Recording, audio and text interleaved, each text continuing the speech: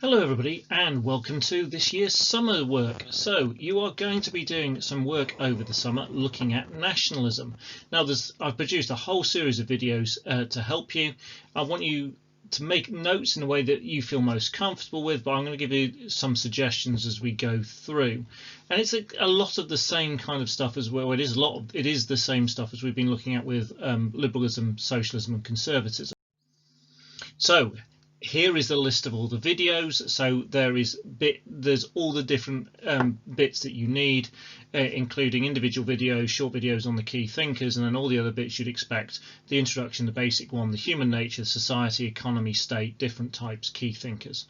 So everything that you need should be contained in these videos. Obviously it helps, particularly on the key thinkers, if you do a bit of extra research and find some extra bits as well. So the starting point is to either produce a really detailed diagram. I'd make this nice and big, or if you don't like doing it in diagram form, you can just do it as a set of notes, and you could do it as a table if you prefer.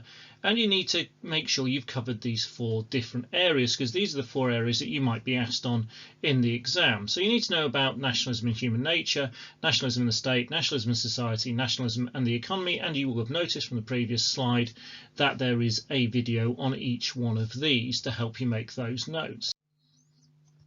When you're making your notes or diagram on that, so think about links to key thinkers. Now this might be something you leave some space for and go back to once you've done the key thinker notes later on.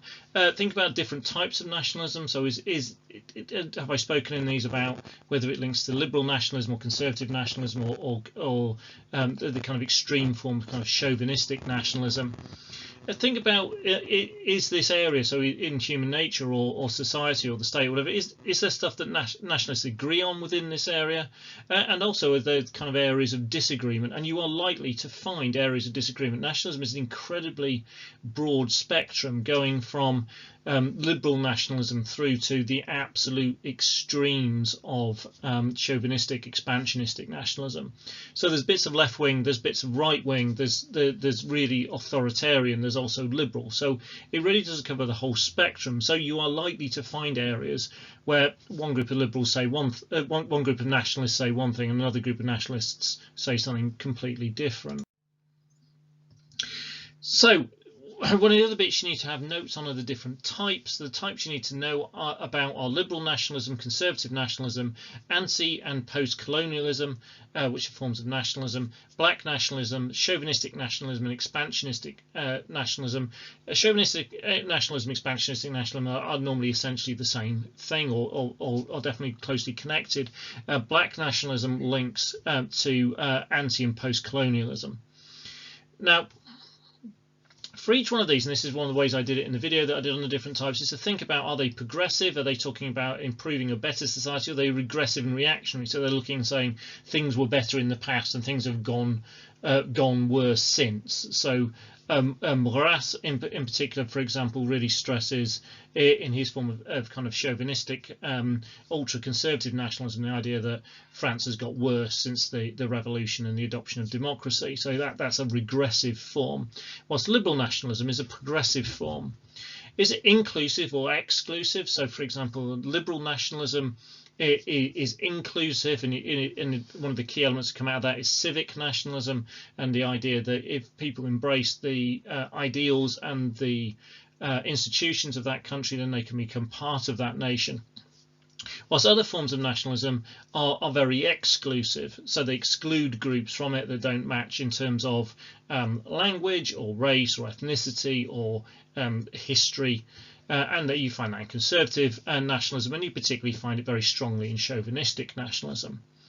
Is it rational or irrational? So some might be based on reason and logic, and a lot of nationalism is irrational. It's based on emotion. So if something's an emotional or spiritual type of idea, then it would be irrational. It's the opposite of rational. So you will see forms of kind of civic nationalism, which are based on institutions and the state, and then you'll find forms which are cultural or ethnic or racial.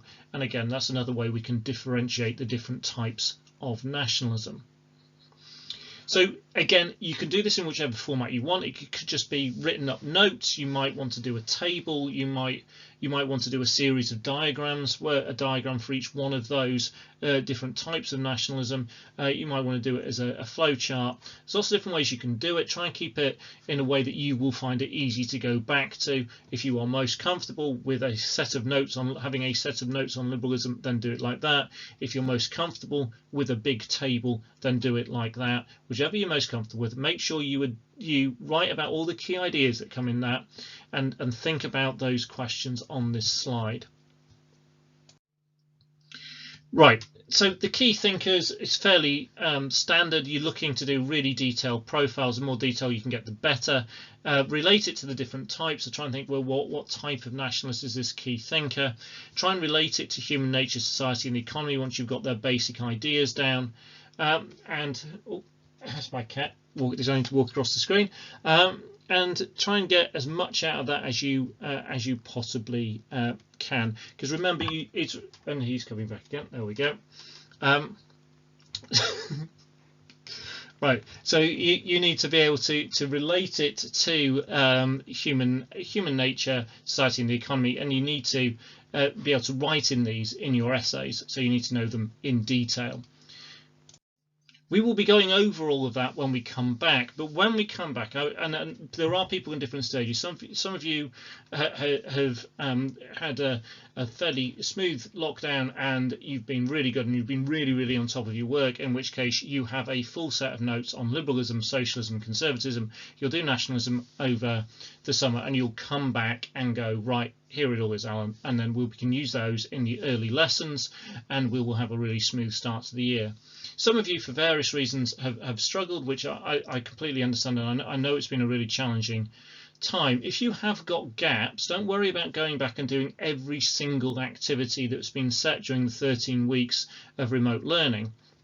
Go back, and a bit like we've just talked through nationalism, if you've got a gap on socialism, then go back and just make sure you can use the videos from the playlist on socialism and do human nature, society, economy, the state, the different types, and the key thinkers. So if you've got a set of notes for each one of the 4 ideologies that cover the stuff that's on screen there, human nature, society, economy, the state, the different types of that ideology, and the 5 key thinkers, then you will have a complete set of notes that will help you do this section of the course. We will be doing things in class in the early stages of next year to test your understanding on all of this, to talk about these different bits, to fill in any gaps that you have got. But if you've come to me in August, September with all that done, then you'll be in a really great place. If you are struggling with all that during the holiday, if there's bits you don't understand, then, and the videos aren't helping, they don't give you the information that they should, then please email me, ask me about specific bits. Hopefully the fact that you'll do is this great big long playlist now that has got all those bits covered, and many hours of video for you to watch, should mean that you can all do that and you can find the stuff that you need. Right, good luck with it all. Have a great summer. Make sure you keep watching all these lovely videos of mine. There will be more politics ones going up as I do my summer work, and hopefully that's all going to be helpful for you. I'll be putting first year stuff up, which will help you with revision, and I'll crack on with some second year America stuff when I get a chance as well. So have a great summer. I look forward to seeing you again, and hopefully we will have a much smoother year next year, and we'll be in all the time, and it will all work great.